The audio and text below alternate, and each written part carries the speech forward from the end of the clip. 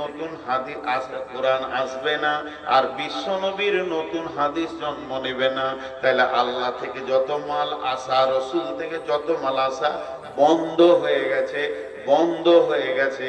কিন্তু একটা মানুষকে পাস হতে হবে, উত্তীর্ণ হতে হবে, ফেল পড়ে যাবে না, বেজ্জতি হবে না।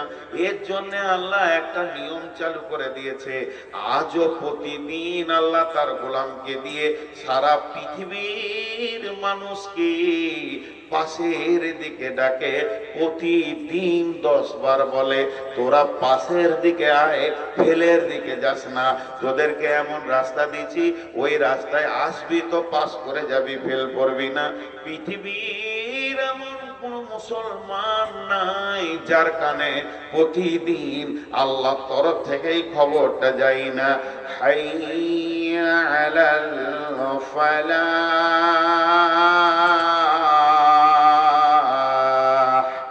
হাইয়া আলাল ফালাহ।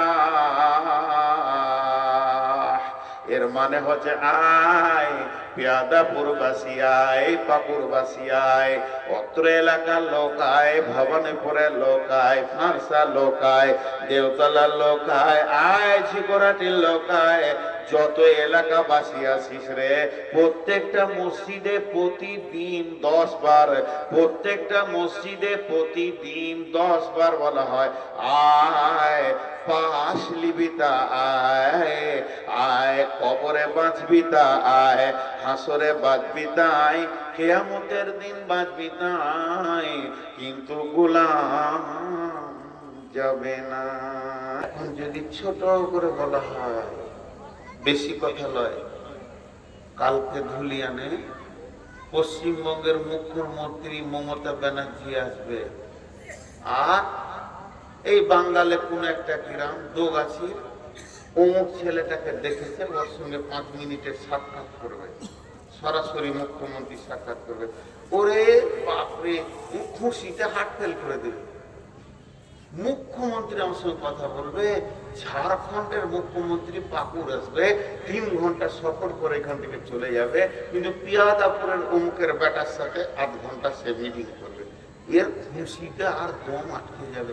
স্বয়ং আল্লাহ বলছে তোর সঙ্গে আমি মিলি, কোশিশ কর, কোশিশ কর, তো আমার কাছে পৌঁছে যাবি, মোলাকাত হয়ে যাবে তোর সাথে আমার। আরেক জায়গায় আল্লাহ বলছে বিসমিল্লাহির রহমানির রহিম, ফামান ইয়ারজু লিকা রাব্বিহি ফালিয়ামাল আমালান সালিহা ওয়ালা ইশরিক বিহি ওয়ালা ইশরিক বিইবাদাতি রাব্বিহি আহাদা। আল্লাহ কত সুন্দর করে বলছেন, ফামান ইয়ারজু কুল ইন্নামা আনা বাসারুম মিসলুকুম ইউহা ইলাইয়া আন্নামা ইলাহুকুম ইলাহু ওয়াহিদ, ফামান ইয়ারজু লিকা রাব্বিহি ফালিয়ামাল আমালান সালিহা। তোদের মধ্যে যদি কেউ চাস তোর রবের সঙ্গে দেখা করবি, তার একটা রাস্তা আছে, সেই রাস্তাটা কি ফালিয়ামাল আমালান সালিহা ওয়ালা ইশরিক বিইবাদাতি রাব্বিহি আহাদা। তোরা ভালো আমলে নেমে যা। আর আল্লাহ বলছেন ফামান কানা ইয়ারজু লিকা রাব্বিহি, তোদের যদি আরজু হয়, তোদের যদি দিলে চাহাত হয় আমি রবের সঙ্গে দেখা করব, রবের সঙ্গে কথা বলবো, রবের সঙ্গে আপোস করব, তাহলে এক কাজ কর, তাহলে তুই এক কাজ কর, ফালিয়ামাল আমালান সালিহা, তুই ভালো আমলে নেমে যা, খারাপ আমলকে লাত মেরে দে, ওখান থেকে সরে চলে আয়, যে ভালো আমলে নেমে যা। ওয়ালা ইশরিক বিইবাদাতি রাব্বিহি আহাদা, ইবাদতের ভিতরে আল্লাহকে ডাকার ব্যাপারে, চাওয়ার ব্যাপারে, লেনদেনের ব্যাপারে, ভরসার ব্যাপারে, সাজদার ব্যাপারে, ভিক্ষা করার ব্যাপারে আল্লাহর সঙ্গে কাউকে শরীক করবি না, এক আল্লাহর কাছে পড়ে থাকবি, তাহলে তুই একদিন ধীরে ধীরে সে মাবুদের কাছে পৌঁছে যাবি। সাকসেস, একই বলে উত্তীর্ণ। যে রব পেল সে সব পেল, যে রব পেল সে সব পেল। আল্লাহ আমার রব, আল্লাহ আমার রব, এই রবই আমার সব। আল্লাহ আমার রব, আল্লাহ আমার রব, এই রবই আমার সব। আমি একবার আপনাদের সাউন্ড শুনতে চাইছি, সবারই একবার সাউন্ড দেন, আল্লাহ খুশি হবে।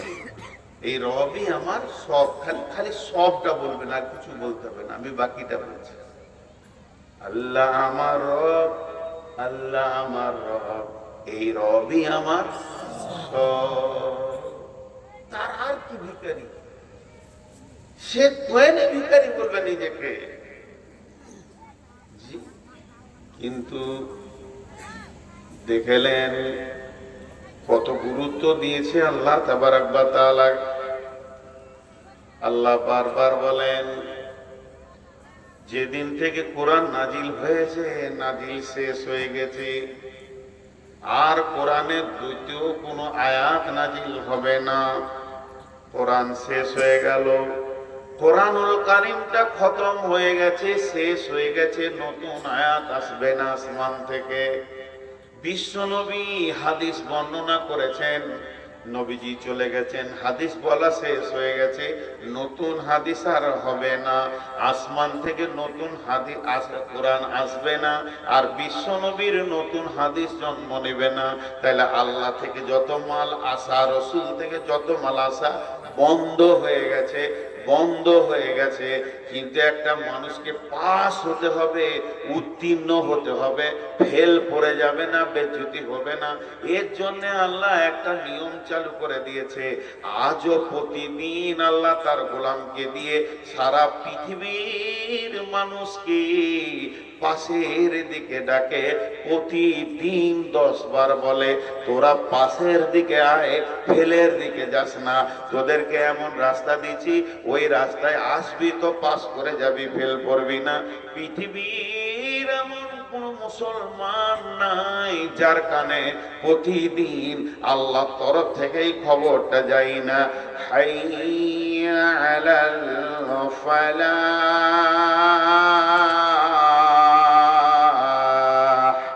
হাইয়া আলাল ফালাহ। এর মানে হচ্ছে আয় পিয়াদাপুরবাসী আয়, পাকুরবাসী আয়, অত্র এলাকার লোক আয়, ভবানীপুরের লোক আয়, ফারসা লোক আয়, দেওতলার লোক আয়, আয় ঝিকরাটির লোক আয়, যত এলাকাবাসী আসিস রে, প্রত্যেকটা মসজিদে প্রতিদিন 10 বার, প্রত্যেকটা মসজিদে প্রতিদিন 10 বার বলা হয়, আয় পাশ লিবিতা আয়, আয় কবরে বাঁচবি তা আয়, হাসরে বাঁচবি তাই, কিয়ামতের দিন বাঁচবি তাই। কিন্তু গোলাম যাবে না, প্রতিদিন বলা হচ্ছে। এর জন্য আল্লাহ তাবারাক ওয়া তাআলা বলছেন, ওয়াল ফাজরি ওয়া লায়ালিন আসরি ওয়াস সাফি ওয়াল ওয়াতরি ওয়াল লাইলি ইযা ইয়াসরি হাল ফি যালিকা কাসামুল লিযি হিজরি, হাল ফি যালিকা কাসামুল লিযি হিজরি। আরেক জায়গায় আছে, বিসমিল্লাহির রহমানির রহিম, ওয়াশ শামসি ওয়া দুহাহা ওয়াল কামারি ইযা তালাহা ওয়ান নাহারি ইযা দাল্লাহা ওয়াল লাইলি ইযা ইয়াগশাহা ওয়াস সামাই ওয়া মা বানাহা ওয়াল আরদি ওয়া মা তাহাহা ওয়া নাফসি ওয়া মা সাওয়াহা ফাআলহামাহা ফুজুরাহা ওয়া তাকওয়াহা قد أفلح من زكاها।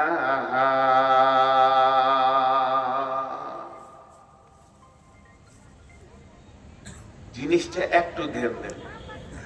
আপনাদেরকে আমি আর 5টা মিনিট চাইছি ধ্যান দেওয়ার জন্য, তারপরে আপনাদেরকে বুঝিয়ে দেবো আজকের বিষয় কি। আল্লাহ এই ধরেন ইনি বসে আছেন চেয়ারে, আমি ইনাকে দিয়ে উদাহরণটা দিচ্ছি, আমার মিশালটা মধ্যে শুনবেন বেটিরা আমার। ইনি আমাকে বলছেন মৌলানা একটা মিষ্টি খান, আমার এখন সুগার হচ্ছে 500 পিলার, 500 থেকে বেশি। আমি বললাম ভাই খাবো না। লোকটা আবার বলছে, হ্যাঁ একটা মিষ্টি খান। আমি আবার ভদ্রভাবে বলছি আমি মিষ্টি খাবো। এরপরে বলছে এই মিষ্টিটা মাকুরের সব থেকে বিখ্যাত, গোটা ভারতবর্ষে এটা মানে এমনকি ট্রান্সপোর্টিং হয়, একটা খান। এবার আমি রেগে গেছি আর সামান, আমি রেগে গিয়ে ওনাকে বললাম আল্লাহর কসম খাবো না, একটা কসম খেয়েছি। উনি তখন বুঝে নিয়েছেন না মানুষটা খাবে, কসম যখন করেছে আর বলবো না, তো উনি বুঝে নেবেন। এখন ইমাম সাহেব আপনাদের এসে আমাকে বলছে হাজি মৌলানা আপনাকে সেদিনে পাকুড়ে 5,000 টাকা দিলাম, তো টাকাটা দিবেন। এখন আমার কলজে চলে গেছে, একটা মিষ্টির সমস্যা মারতে মারতে ও আবার আরেক সমস্যা না। তখন আমি কি বলছি, আল্লাহর কসম, আল্লাহর কসম, আল্লাহর কসম, আল্লাহর কসম, আল্লাহর কসম, আল্লাহর কসম, আল্লাহর কসম, আল্লাহর কসম, আল্লাহর কসম, আল্লাহর কসম, আল্লাহর কসম, আপনি আমাকে 1 টাকাও দেননি। তখন এই দুজনাতে ভাবছে ওরে বাপরে, মিষ্টি খোয়াতে 1টা কসম আর টাকা দেননি তাই 11টা কসম, তাহলে ওইটা আরো বেশি জিদে পড়ে গেছে। মৌলভী সাহেবের রাগ হয়েছে। ইমাম সাহেব বলছে তাহলে আমার ভুল হয়ে গেছে, মাফ করে দেন। বন্ধুরে আমার, 1টা কসম খেলে যে জিনিসটা ঘটে, 100টা কসম খেলে ওই জিনিসটা ঘটে। আল্লাহ যদি কোনো বিষয়ে একবার হুকুম করে যেমন হবে, 1,00,000 বার হুকুম করলে তাই হবে। কিন্তু আল্লাহ কেন 11টা কসম খেয়েছে? 11টা কসম খাওয়ার পেছনে কি লুকিয়ে আছে, এর ভিতরে কি রাজ লুকানো আছে? 11টা কসম আল্লাহর জন্য দরকার নাই। এখানে যতগুলোই লোক আছে নারী পুরুষ, এরা বুঝে নিয়েছে আল্লাহ যদি এখনই বলে আমি তোদেরকে কসম দিচ্ছি মজলিস ছেড়ে পালিয়ে যা, বাড়িতে যে ঘুমাগা, সব লোক চলে যাবে, আল্লাহর হুকুম মেনে নেবে, কেউ বসে থাকবে না। তা আল্লাহ কেন 10 বার বলছে? আল্লাহ তো 10 বার বলার দরকার নাই। আল্লাহ আমাদের চরিত্রের জন্য বলছে, আমাদের ফিতরাত খারাপ, আমাদের অভ্যাস খারাপ, একটা জিনিসকে ঘুরিয়ে ঘুরিয়ে ঘুরিয়ে ঘুরিয়ে ঘুরিয়ে ঘুরিয়ে পাপে ঢুকে আছি। আল্লাহ ওই গুরুত্ব বোঝানোর জন্য এখানে 1 বার নয় 2 বার নয়, ছোট্ট মতো একটা কথা বলবে, কথাটা যদি মাপেন ফিতে দিয়ে 1 ইঞ্চি হবে না। আর 11টা কসম খেলেন। আর একবার কসম গুলো শুনে নেন, শামসি ওয়াল দুহাহা ওয়াল কামারি ইযা তালাহা ওয়ান নাহারি ইযা জাল্লাহা ওয়াল লাইলি ইযা ইয়াগসাহা ওয়াস সামাই ওয়া মা বানাহা ওয়াল আরদি ওয়া মা তাহাহা ওয়া নাফসি ওয়া মা সাওয়াহা ফাআলহামাহা ফুজুরাহা ওয়া তাকওয়াহা। এতগুলো কসম খাওয়ার পর আল্লাহ বলছেন قد أفلح من زكاها وقد خاب من دساها। 11টা কসমের পর 2টো ছোট কথা বললেন, কত গুরুত্ব। হে আমার আপনজন ভাই বন্ধু, ওরে আমার বেটি, আল্লাহর রাস্তা দিছি 3টে মিনিট কান করে শোন, জিন্দেগির রাস্তার দরজা খুলে যাবে। আমি হাত দুটি পা দুটি ধরে বলছি, বেয়াদাপুর মসজিদে যদি 10টা টাকা কালেকশন না হয় আর 3 জন যদি রাস্তা খুঁজে পায়, কমিটি যা চেয়েছে তার খবর হয়ে গেছে। কি বললেন আল্লাহ এতগুলো কসম খেয়ে? ভাষাটা দেখেন, আল্লাহ বলছে قد أفلح من زكاها وقد خاب من دساها। বেটিরে, আল্লাহ বলছে যে পবিত্র থাকবে বেঁচে যাবে, যে নাপাক থাকবে ফেঁসে যাবে। যে পবিত্র থাকবে বেঁচে যাবে, যে নাপাক থাকবে ফেঁসে যাবে। কিয়ামতের মাঠে যে পবিত্র থাকবে বেঁচে যাবে, যে নাপাক থাকবে ফেঁসে যাবে। আর জলসা করার দরকার নাই, এক্ষুনি উঠে যান, দৌড় মারেন নদীতে, দৌড় মারেন সাবমার্সেলে, কলে, পুকুরে, যার যেমন গোসলের জায়গা আছে, আর সাবান নিয়ে মাথা থেকে পা পর্যন্ত কুচলে কুচলে মহিলাগুলো তুলেলেন, যে পবিত্র হয়ে যাব। যে পবিত্র পবিত্র হবে সে বেঁচে যাবে, যে নাপাক থাকবে সে ফেঁসে যাবে। বাহ, এই কথাটা বলার জন্য 11টা কথা। এর ভিতরে কি তথ্য লুকানো আছে বন্ধু? একটা মিনিট শুনেন তথ্যটা। আম্মা জান আয়েশা বললেন, ইয়া রাসূলুল্লাহ, নবীজি গো, আমাকে পবিত্র হওয়া শিখিয়ে দেন, আমি পাক হব, বেঁচে যাব। নবীজি বললেন, আয়েশা, শরীরে ময়লা তোলার নাম পাক নয়। আমার গায়ে যদি কুত্তার পেশাবও লেগে যায়, আমার জুব্বাটা যদি কুত্তার পেশাবও লেগে যায়, শুকরের পায়খানা লেগে যায়, আমি সাবান দিয়ে ধুলে পাক হয়ে যাবে। তাহলে আয়েশা রে, এই সাবান দিয়ে পবিত্র গায়ের ময়লা তোলার নাম পাক নয়। না পাক সব থেকে খতরনাক হচ্ছে এই যে 2 ইঞ্চির একটা হলার দেখছো, এই হলারে যত মাল ঢুকছে, মাল যদি হারাম ঢুকে যায় তাহলে বডিতে রক্ত মাংস তৈরি হয়ে যাবে রে। হালাল খোয়ার নাম হলো পাক। খবরদার হারাম না ঢুকে যায়। দাড়ি মারা টাকা ঢুকবে না, সুদের টাকা ঢুকবে না, জুয়ার টাকা ঢুকবে না, মদ ঢুকবে না, তাস লুডো দাবা খেলে, জুয়ো খেলে সেই টাকা নষ্ট হবে না। তোমার পেটে যেন হারাম না ঢুকে। কেউ যদি হারাম খেয়ে যায়, ওই হারামের রক্ততে মাংস হবে, হাড্ডি হবে। এই লোকটাকে নিয়ে গিয়ে যদি 7টা সমুদ্রেতে পানি দিয়ে সার্পে দিয়ে 3 মাস ধরে গোসল করানো হয়, চুবানো হয়, শরীরের চামড়া তো তুলে ফেলে দেওয়া হয়, ময়লা দুলের কথা, তারপরও পাক হবে না। এই লোকটাকে পাক করার জন্যে পানি আর সাবান পারবে না। একটা জিনিস আছে, সে পাক করে দেবে, ওটা হলো আল্লাহর জাহান্নামের আগুন। কারণ হচ্ছে সোনাতে খাদ ঢুকে গেলে যেমন আগুনে পুড়িয়ে অ্যাসিড দিয়ে ওর ভিতর থেকে খাদ বের করা হয়, যে লোকটা হারামখোর হবে পৃথিবীতে, ওর একমাত্র জাহান্নামের আগুনে খাদটা বের হবে। যখন ও সলিডটা দাঁড়াবে, আল্লাহ ওকে জান্নাতে দেবে।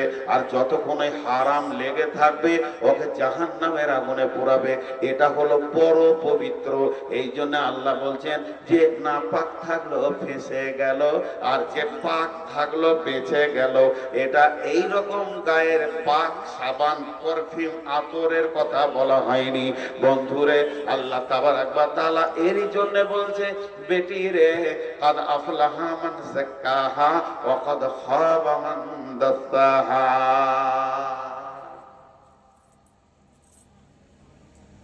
কিয়ামতের দিনটাকে বলা হয়েছে নাবাইল আযীম। নাবাইল আযীম বড় দিন, বড় বিপদের দিন। সব থেকে কঠিন বড় বিপদ হলো কিয়ামত। আজীব আজীব ব্যাপার, যে কিয়ামতে ভালো মানুষও থাকবে। এখন যদি একটা রেলে অ্যাক্সিডেন্ট হয়, এখানে আল্লাহ মাফ করুক, এই জিনিস না হোক, পাকুড়ে হয়েছে একবার অনেক আগে, তখন ছাত্র ছিলাম। রেল অ্যাক্সিডেন্ট হলে 2000 লোক পেরেশানিতে পড়ে যাবে। হাত ভাঙবে, পা ভাঙবে, মরে যাবে, মাথা কাটবে, ফাটবে, ফুটবে। আর 20,000 লোক উদ্ধারে আসবে। 20,000 লোক, যে যেমন করে পারবে ওদেরকে উদ্ধার করার চিন্তা করবে। একটা বাস যদি এখানে অ্যাক্সিডেন্ট হয়ে যায়, তো 400 থেকে 200 থেকে 300 লোক বিপদে পড়ে গেছে। ফুল বাস 200 লোক ছিল, একবারে ভিড় ভাট্টা নিয়ে। কিন্তু 2000 লোক দৌড়বে, বাঁচাও বাঁচাও বাঁচাও বাঁচাও, হাত লাগবে। এখানে যদি একটা ডাম্পার ফেঁসে যায়, মন দিয়ে শুনেন, একটা ডাম্পার ফেঁসে যায়, পিছে থেকে ধর, সামনে ধর, ট্রাক্টর দে, অন্য গাড়ি নিয়ে টেনে দে, ওকে উদ্ধারের চিন্তা সবাই। আমার গাড়িটা রেল লাইন পার হতে পারছে না, শ্রোতারা বলবে দে রে দে, ঠেলে দে, ফেঁসে গিয়ে ঠেলে দে, দিবে। কিন্তু কিয়ামত এমন একটা দিন, আল্লাহ বলে দিতেন, লা তামলিকু নাফসুন লিনাফসিন শাইআ ওয়াল আমরু ইয়াওমাইযিন লিল্লাহ। তুমি ফাঁসবে, তুমি বুঝবে, তুমি ফাঁসবে, তুমি বুঝবে, ও ফাঁসবে, ও বুঝবে, সে ফাঁসবে, সে বুঝবে, কেউ কারো সাহায্যের হাত বাড়াবে না। এটা এত কঠিন জায়গা। তা আল্লাহ তাবারাক ওয়া তাআলা বলছেন, কান করে শুনে লাও, কাদ আফলাহা মান যাক্কাহা, যে পবিত্র থাকবে সে বেঁচে যাবে, আর যে নাপাক থাকবে সে ফেঁসে যাবে। আর একবার যে চাকাটা ফেঁসে গেল, তো ও জেনে নাও তুমি জাহান্নাম চলে যাবে। তোমাকে উদ্ধার করার মতো কেউ নাই, কেউ আসবে না, কোনো ওলি গাউস কুতুব পীর আসবে না, তোমাকে উদ্ধার করার মতো কারো ক্ষমতা নাই। ওয়াল আমরু ইয়াওমাইযিন লিল্লাহ, সেই দিনে একজনের হুকুম চলবে, বলিষ্ঠ হুকুম চলবে। তিনি যদি উদ্ধার করে তো করবে, নচেত কেউ তোমাকে উদ্ধার করবে না, কেউ তোমাকে ঠেলে একটু আগিয়ে দিবে না। লা তামলিকু নাফসুন লিনাফসিন শাইআ ওয়াল আমরু ইয়াওমাইযিন লিল্লাহ। হিজড়, হিজড় একটা শব্দ বলছি, হিজড়ে বলি নেই। হিজড়ে হচ্ছে উভয় লিঙ্গ মধ্যখানে যেটা আছে, না পুরুষ না বেটা ছেলে।